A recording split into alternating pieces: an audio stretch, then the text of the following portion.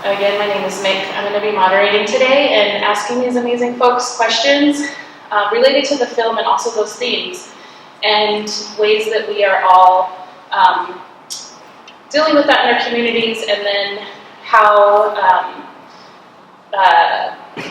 different ways that these folks are also leading some healing practices of land and people.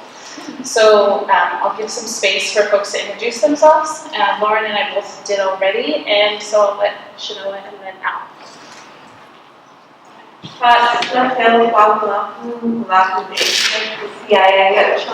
Chenoa Landry, so good afternoon to all of you, my relatives, my friends. My name is Chenoa Landry. I'm a member of the Kiowa tribe, and I'm also a community health worker with Native Wellness Institute. And I'm really honored to be here today to meet all of you.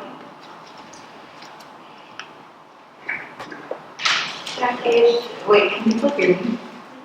Yes. Okay. Jag är Cherokee, Allison Rose, and Cherokee Nation, Karuk Washington, Got in the Cherokee, Billy Dashan, who the Niger in shop. My name is Al. I use they, them pronouns. I am Diné on my mother's side. I'm born for the Karuk tribe of California. My family is from Kansas, Arizona. I am sitting here as a community member here today, but I have worked in environmental justice spaces for several years now, and I am grateful to sit here with all these lovely people who are doing amazing work everywhere. So, yeah. Thanks. So I guess the first question is for Loren, and we were wanting to know what's happening with this space and the school and the land in that community now. So the first two buildings were torn down in the first phase of the demolition process, and they are officially in phase 2, which is a different part of the funding process that they got. So whenever we were finishing the film, they told me they got that, and it was a really big deal, so that was awesome. And then now Chico is the acting EPA director, so she has been promoted, and Damon is working in the housing department, and so it's promotions for both of them, and they feel really happy that they were able to move forward, but Damon is still overseeing the project until it's finished and guiding Chico through that process, because whenever I first started working with them, Chico was just starting to learn the environmental side of things. There's a lot of technicalities that go into it scientifically and with laws and grants and things involved. And so the footage that you see of Chico walking through the buildings was actually her first time going back to the buildings since she was younger. Both of her grandmothers had worked there after the school was closed, and those buildings, some of them were reused. They used to be a post office, and I believe one of them was a rehab center shortly after the school closed, but it didn't stay that way for long. Elders and people who had gone to school there or knew stories about the school to come and record those stories so that they had those and with the tribe. And so I was telling Mick, I feel like it's kind of it's an act of sovereignty, you know, like reclaiming those stories for our people and for our history and for our knowledge, because a lot of the school history, specifically for Concho, isn't available. There's not a lot there. A lot of it is down with the BIA in Dallas, Texas, and I was like, I don't want to drive down there just to go look at, you know, the archives. But yeah, now that they are able to realize how important it is that Native people are able to tell their own stories. And that is a huge reason why I'm working in film, because for so long we haven't been able to accurately and authentically see ourselves in media. And so just getting the opportunity to help someone tell their story means a lot. And so, yeah, I hope to continue to be able to do that. What are just transition practices and projects that you've seen in your work and on your homelands? How many people here know what just transition is? Show of hands. Or whatever. So just transition in practice is essentially transitioning from extraction fossil fuels and stuff that depletes the environment, and transitioning it into a more reciprocal model and way of being and relationship with the earth. So for Navajo people, for my own community back home, we have relied on coal mining, uranium mining, lots of other things too. Now it's fracking on Eastern Navajo Nation. And so there was a movement that was started back in the early 2000s by Hopi and Navajo community members through an organization called Black Mesa Water Coalition. And if you don't know how coal mining works, so they end up taking water from reservoirs and they pump it in to mix it with coal that they mine from all of the different, what are they called?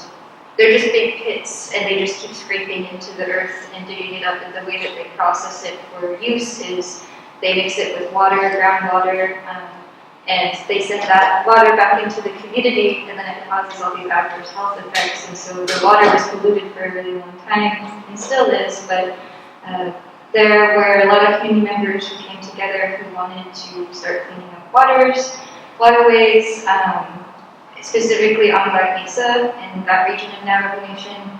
And they lasted for like 20 years, so pretty good. They unfortunately closed with the pandemic, but their work was to transition from coal mining and uranium mining into a wool economy to promote cultural preservation work. And I'm wearing some Navajo Chenoa wool earrings right now. And so people are, finding ways to revitalize culture and bring back weaving practices, to bring back sheep herding practices, and use that to talk about language, to talk about our ways of life, and also have a different economic framework for the Navajo people. And I think that kind of work should be happening everywhere, but obviously it's nuanced. Like some of the work I was doing here in Portland was with BARC, who is like an environmental conservation nonprofit that defends and restores Mountain National Forest, and they have a hard time finding what other modes of economic fruitfulness can happen. I'm saying big words right now. Whatever. They're trying to find ways to, I was trying to find ways to transition out of timber industries that have caused a lot of clear cuts up here, but a lot of the tribes up here rely on timber for their own economic frameworks, and how can we take that away from tribes when it's like their only mode of sustaining themselves? And so I was trying to help peoples up here trying to find their own more just economic frameworks, and I think a lot of communities across the nation are doing this work too, not just Indigenous communities, but I'm getting lost from the question. But essentially, that's kind of the work that I've been focused on, is trying to figure out environmental solutions that promote more reciprocal and sustainable practices. I forgot what the question was, but it was the answer. You all probably know about NAYA, Native American Youth and Family Center. They are in an old middle school and a 10-acre campus, which is now being turned into, in the backyard is a community garden and a children's garden, which will be a farm, a First Foods farm in the next, it's happening over the next 3 to 5 years. So there's lots of examples in our own community here, which is really beautiful, including another one I'll mention, because I work there, is NACF. We were gifted a building that we now steward, and we're starting a capital campaign to renovate it and retrofit it so that we have a place for Native arts and a cultural center in Portland. But it's an over 100-year-old building. There are lots of problems, though it's beautiful, so it's going to be a lot of work. And like all of Portland, it's built on top of a creek bed. This was all wetlands before it was concreted over. So there's water in the basement, and when it rains, we toured the building yesterday, the water was pretty high, and it kind of rises and falls with what's happening in our nature. And but the beautiful thing I love about the post-renovation dream and vision is that we'll be able to renovate so that we can access the water there. So all of those things that happened before, which was taking water from the creek, heating it up to launder clothes, and then putting right back into the creek, all of that history will be gone, and we'll transition it to something where our community can access water and have a place of meditation and rest. And so it's, I guess, the idea of like repurposing buildings, and it connects with land and it connects with community, and all of those intersections happen at the same time. And so I would really love for Chenoa to talk about building repurposing that's happening, another one that's happening in Portland that's newer and part of your work. Thanks, Mick. Oh wait, it was my son. Okay. So first of all, land back, language back, culture back, right? All of those things are happening, and it's really exciting to be a part of what's happening with our community here. So I work for Native Wellness Institute, and NWI is a part of the Future Generations Collaborative, and the FGC is made up of Native Family Center, NARA Northwest, NWI, Omaha County, the Confederated Tribes of Grand Ronde, numerous elders and natural helpers in the community. And so the collaborative itself is not it hasn't been an organization, it's just been like this collaboration of organizations and community members. And so that's been an official collaboration for over 10 years. And around about 2010, 2011 is when they officially met and really created like this framework of how we're going to operate within each other. And we the focus has always been healthy pregnancies and preventing substance-impacted pregnancies and promoting and hence the Future Generations Collaborative, and really helping to support people who may need or want that extra support, and also just supporting each other in a good way. And it's grown and expanded to really support families and elders and the whole community. And so we had a natural helper, and her name was Barbie, and she, Ojibway Barbie was from the Warm Springs tribes, and she had her partner's name was Ken, so we had like our own Ken and Barbie. And sadly, in about 5 years ago, she passed away from a brain aneurysm. And one of the things that was really true to her heart was helping our families to have safe, reliable housing, because she and her family had also experienced houselessness, and she knew what it felt like to be, couch surfing or staying with relatives and having your kids and that struggle. And as many of you know, we're in this housing crisis where our, I was talking to somebody yesterday whose rent tripled in 1 month. She had been paying, and it was, this was supposed to, the housing that she was in was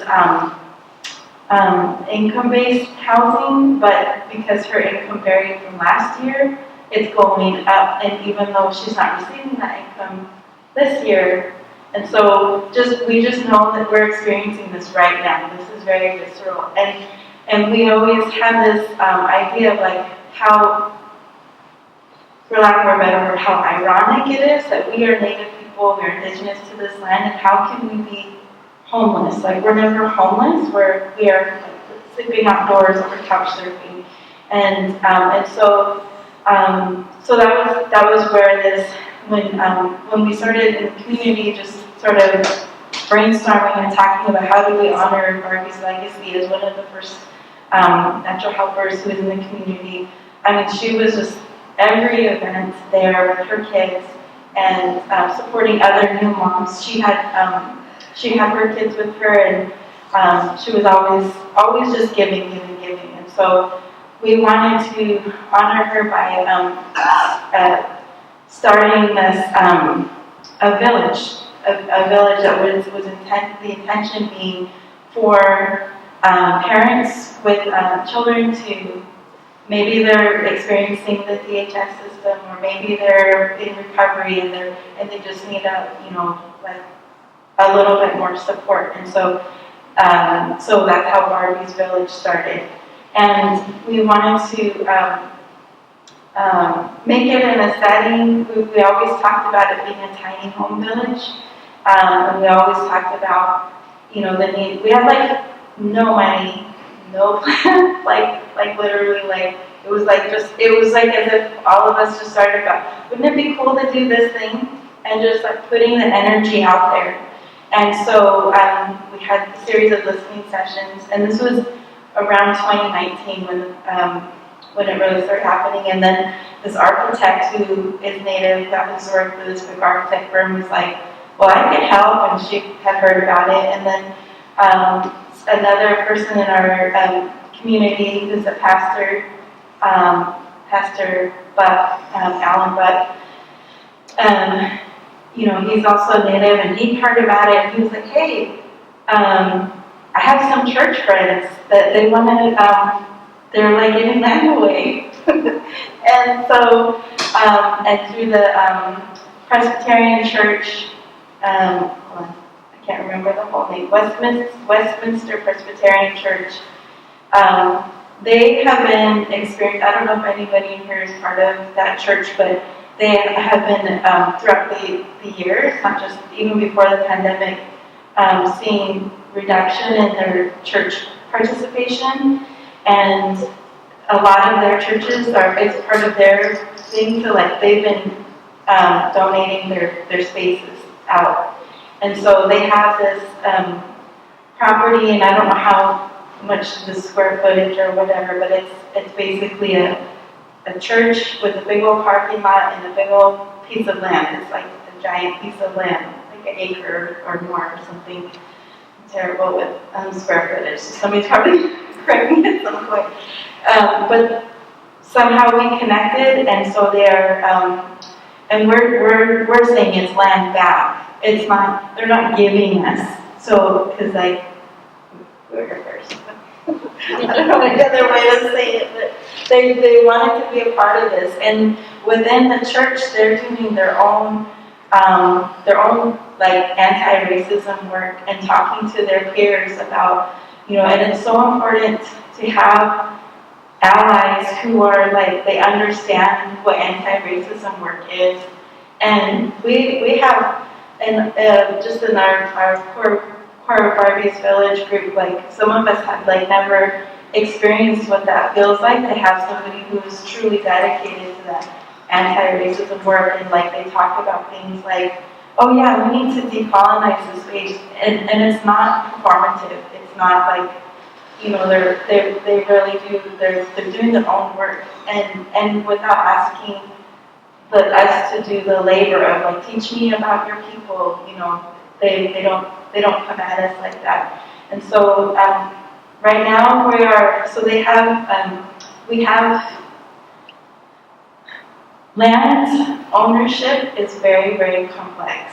And if you've ever bought just a home property of your own, you might understand the amount of paperwork you have to do. Like even just renting, you've got like a big old stack of papers, and then when you purchase your own home, it's like you're signing away your life, and you're like committing to like 30 years of being in this place. And it's kind of like that, except times 20 with this group of, all these papers and there's laws and there's housing laws. And so right now the agreement has been that we're renting the space. The church is still has ownership of the land until we transition in. And I just came from there this morning. We are able to use the building now. One of the other really cool things is it's located in the Laurelhurst neighborhood. Portland is interesting in that, it's known for being very liberal. And there are a lot of very supportive neighbors, and there are other neighbors who are concerned that had some interesting questions. Hold on. They just want to make sure that their homes retain at their multi-million-dollar values, and they're worried about they're worried about the space and their own property, some of them.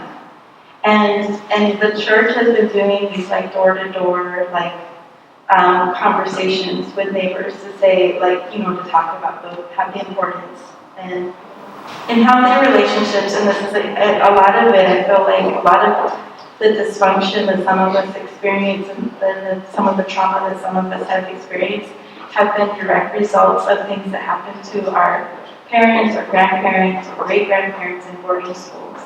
And so we, from some of our teachings, I can't of course speak for every tribe, but, sexuality and relationships have always been something that we have had good ways of talking about. And so, for example,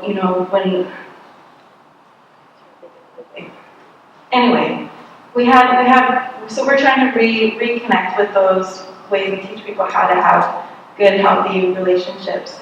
And part of it is demystifying body part names. And so one of the exercises that we do, we get these giant pieces of, Post-it stickers or whatever, and then each group gets assigned a different body part, and you have to write down all of the words. And then it kind of gets a little bit competitive and maybe even a little bit cutthroat because you try to get as many body part names, and so they're all parts that have been sexualized. So breast, penis, vagina. So each group gets one of those groups, and then you write down all of the words for those things. And so when we were done, we posted them up all over the room, and then we count out how many each group has. So in this church room, we had all these giant posters of all of these words, and we're like, I wonder if some of these words have ever even been said in this space. But it's just kind of been, laughter is medicine. So it's been really good to get that, reclaim that space as community space. And eventually it's not intended to be a community center because we do have a family center. It's more space for the residents of our future tiny home village. And so if anyone is interested in being a part of that movement, it's going to be really beautiful. We have plans not just to do tiny homes, but it's really, really tricky, but we are working on a plan to have teepee, what are they called, the flat areas where we can set up teepees and temporary housing and yurts, because not everybody wants to live in a block. So that's part of the plan. If anyone is interested in fundraising, let's focus on the fun part of it. Just let me know and we can get you connected. The power of Indigenous people telling our own stories. And so I guess I have a question for you about how did you recognize your own gift of storytelling, and how do you decide what stories to tell? I don't really know if I was ever one day I'm good at this. I still think I'm learning a lot.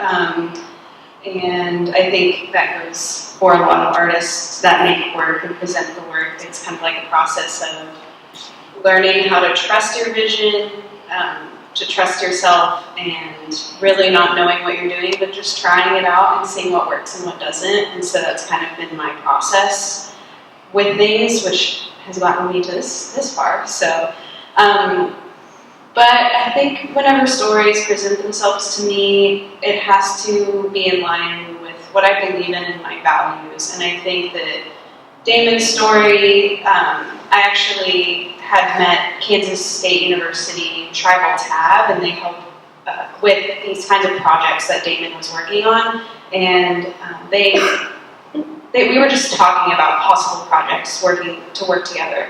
And they introduced me to Damon, and it felt right because I grew up in Norman.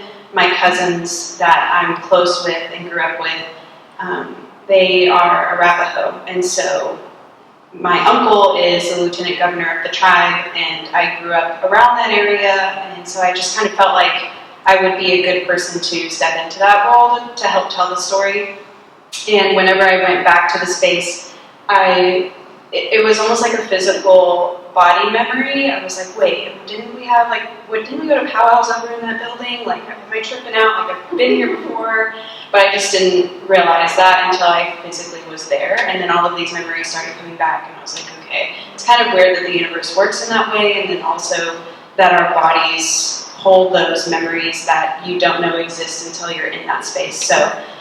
And then all of these signs kept coming to me, like I mentioned before with the boarding school stuff in Canada, and it kept reminding me that this story was right and needed to be told now. And with Rebecca's film, I don't know, I just think that it's really important to me that we do what we can do within our power to help our culture and move it forward. And with Rebecca and her nonprofit, it's called the Lead Agency.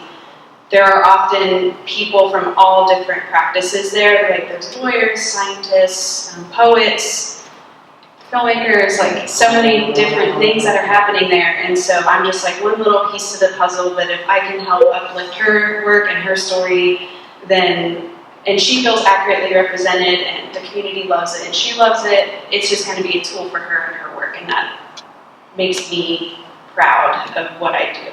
So, yeah, and I think that we're kind of seeing an emergence of that right now in film for Native people, especially, with the breakthrough of reservation dogs. And I feel very fortunate to be in Tulsa right now at this time, because I feel like I'm stepping into a space where people like Sterling Harjo, like Black Horse Lowe, a lot of different filmmakers that have been working. Kiowa Lacey's been working in the industry for a long time. She's in the corner over there.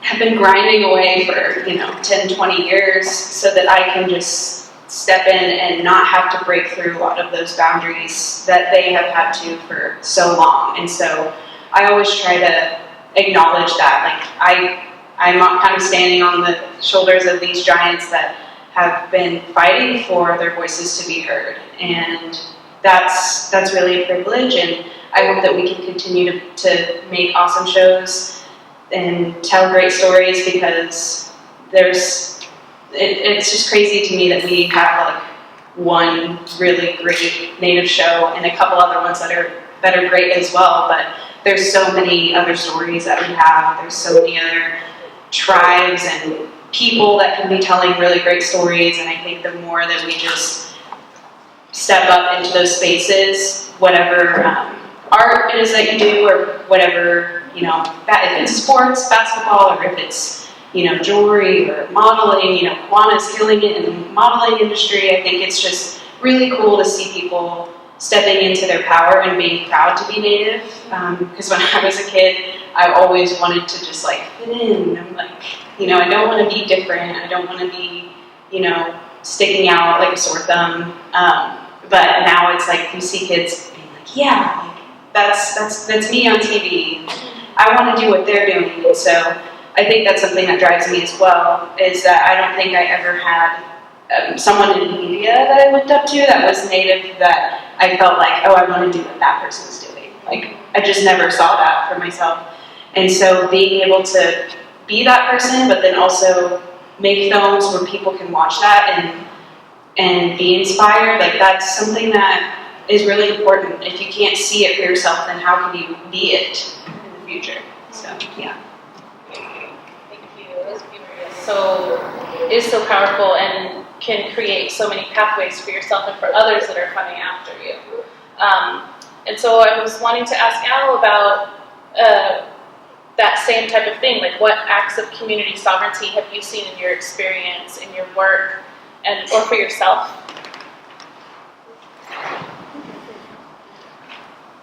Yeah, so I've worked in a lot of bureaucratic spaces here in Portland too, including the City of Portland Bureau of Environmental Services. I've attended super fun site meetings here at this very same room that are very boring, talking about brownfield sites and all of the bureaucratic lingo that most people don't understand. And there are a lot of great things happening here in town. There's some wetland sites in North Portland that are being reclaimed. They used to be agricultural sites, and now Native folks from around, from Siletz tribal nations are coming together and working with the community here, the urban indigenous community here, to put first foods, native plants into that space, and they're also testing soil, testing water to make sure that it will be edible and safe to use, safe to harvest. There are other spots, like I learned about the NACO, that's so cool. There was another space that I've done, let's see, I think it's Squamish Prairie. It's a little bit out towards Beaverton and Tualatin. It's a gorgeous site. It has fields of camas. It's a wetlands area, and I've attended a couple of harvests there in the past several years, and it's a great way to bring community together, to educate, to just talk and be in relation with the land. They're doing soil samples, water sample testing to make sure that the camas there is edible and good to use too. Yeah, there's little projects, little land bank projects, little healing projects going on in town. And it's sometimes it's challenging, sometimes the big bureaucratic institutions, whether it's a university or a government institution like the city of Portland or even Metro, there's a lot of hoops you have to jump through in order to just get people on the land. You wouldn't believe how many times we've had meetings just to talk about just visiting a place. Oh. Can I answer the question? Thank you, Al. I think you answered it. And as an act of sovereignty for yourself and your own healing, and that's where we also wanted to kind of wrap up with is, as we were talking about this, Chenoa offered this practice that NWA offers the community all the time. And so the question was like, well, what next? We're all here talking about these things that are affecting our community. It's hard, it feels really heavy sometimes angry. How do we let that out? Where do we start healing? And where can we find that within community? And the Native Wellness Institute is an incredible local organization. They're national, they do national work, international, really. They go all over the place. And so our question was like, well, where can we begin that intergenerational and historical healing practice here in Portland?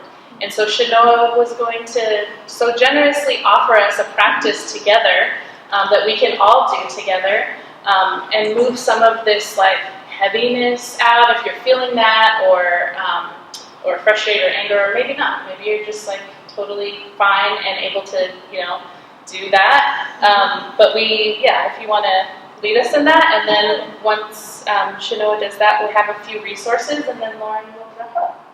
Yeah.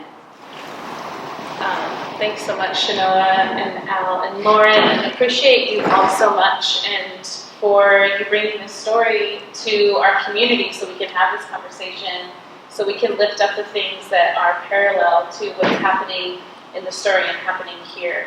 I just wanted to also invite people to follow Native Wellness Institute on Instagram, follow NEA_PDX on Instagram, follow We Are Native, follow the Future Generations Collaborative, follow NICWA. There's so many beautiful Indigenous organizations that were grassroots organizations here that have grown into these national organizations that are leading this work, that are leading healing practices, that are leading land work, and that are leading work in the arts and all different types of things. So,